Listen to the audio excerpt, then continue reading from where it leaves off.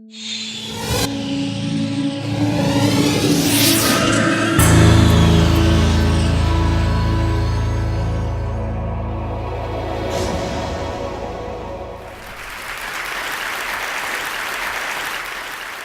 just did something I'd never done before. I spent a week at sea on a research vessel. Now, I'm not a scientist, but I was accompanying a remarkable scientific team from the University of South Florida who have been tracking the travels of BP's oil in the Gulf of Mexico. This is the boat we were on, by the way. The scientists I was with were not studying the effect of the oil and dispersants on the big stuff, the birds, the turtles, the dolphins, the glamorous stuff. They're looking at the really little stuff that gets eaten by the slightly less little stuff that eventually gets eaten by the big stuff. And what they're finding is that even trace amounts of oil and dispersants can be highly toxic to phytoplankton, which is very bad news because so much life depends on it. So contrary to what we heard a few months back about how 75% of that oil sort of magically disappeared and we didn't have to worry about it, this disaster is still unfolding. It's still working its way up the food chain. Now, this shouldn't come as a surprise to us. Rachel Carson, the godmother of modern environmentalism, warned us about this very thing back in 1962.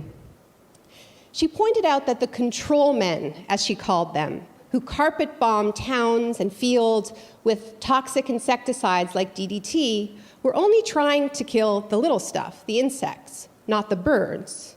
But they forgot this: the fact that birds dine on grubs, that robins eat lots of worms, now saturated with DDT. And so robin eggs failed to hatch, songbirds died en masse, towns fell silent. Thus the title, Silent Spring. I've been trying to pinpoint what keeps drawing me back to the Gulf of Mexico, because I'm Canadian and I can draw no ancestral ties.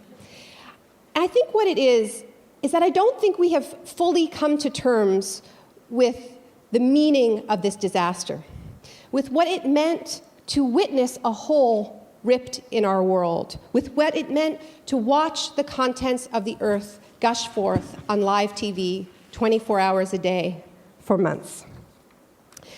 After telling ourselves for so long that our tools and technology can control nature, suddenly we were face to face with our weakness, with our lack of control, as the oil burst out of every attempt to contain it.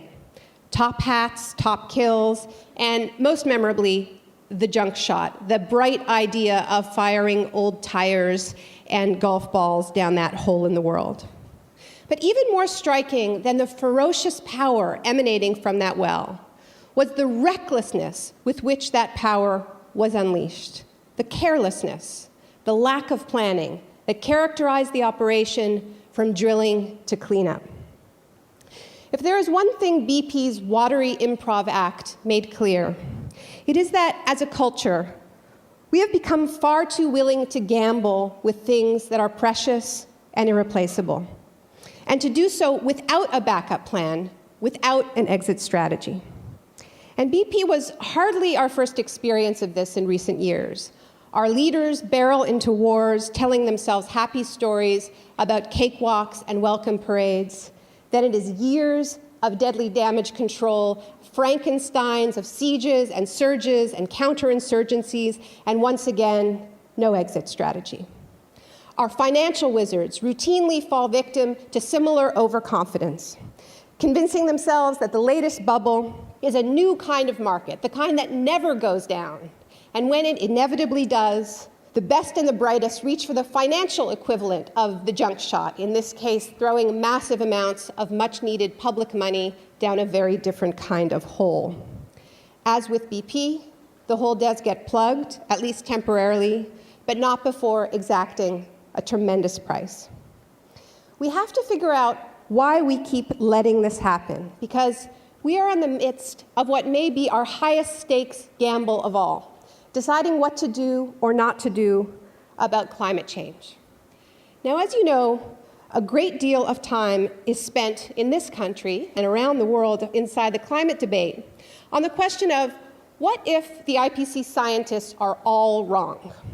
Now, A far more relevant question, as MIT physicist Evelyn Fox Keller puts it, is what if those scientists are right?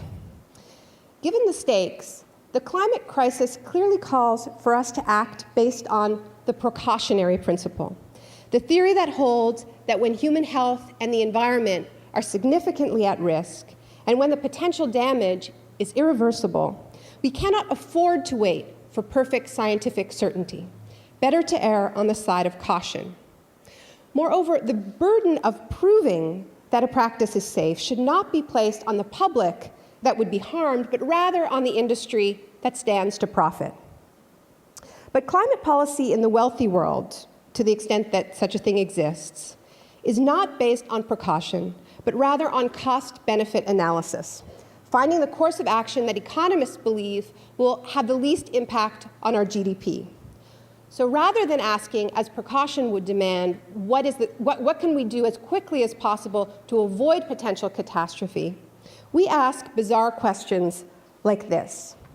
What is the latest possible moment we can wait before we begin seriously lowering emissions? Can we put this off till 2020, 2030, 2050? Or we ask, how much hotter can we let the planet get and still survive? Can we go with 2 degrees, 3 degrees, or where we're currently going, 4 degrees Celsius? And by the way, the assumption that we can safely control the Earth's awesomely complex climate system as if it had a thermostat, making the planet not too hot, not too cold, but just right, sort of Goldilocks style, this is pure fantasy, and it's not coming from the climate scientists. It's coming from the economists imposing their mechanistic thinking on the science. The fact is that we simply don't know when the warming that we create will be utterly overwhelmed by feedback loops. So once again, why do we take these crazy risks with the precious? A range of explanations may be popping into your mind by now, like greed. This is a popular explanation, and there's lots of truth to it, because taking big risks, as we all know, pays a lot of money. Another explanation that you often hear for recklessness is hubris. And greed and hubris are intimately intertwined when it comes to recklessness. For instance, if you happen to be a 35-year-old banker taking home 100 times more than a brain surgeon, then you need a narrative, you need a story that makes that disparity okay. And you actually don't have a lot of options. You're either an incredibly good scammer, and you're getting away with it, you've gamed the system, or you're some kind of boy genius the likes of which the world has never seen. Now, both of these options, the boy genius and the scammer, are going to make you vastly overconfident and therefore more prone to taking even bigger risks in the future. By the way, Tony Hayward, the former CEO of BP, had a plaque on his desk engraved with this inspirational slogan: "What would you attempt to do if you knew you could not fail?" Now, this is actually a popular plaque, and this is a crowd of overachievers, so I'm betting that some of you have this plaque. Don't feel ashamed.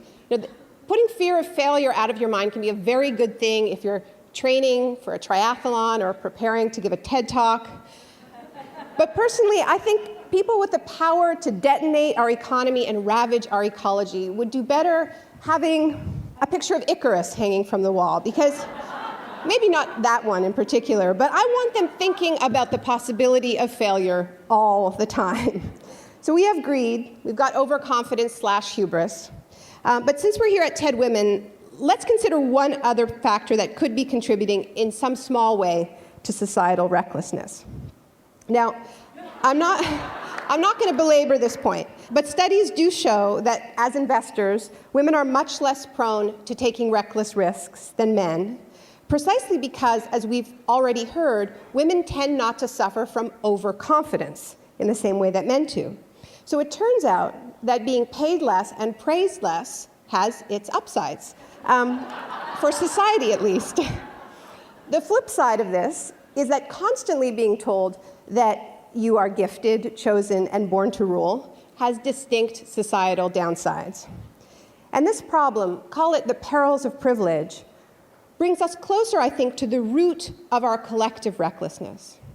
Because none of us, at least in the global north, neither men nor women, are fully exempt from this message. Here's what I'm talking about. Whether we actively believe them or consciously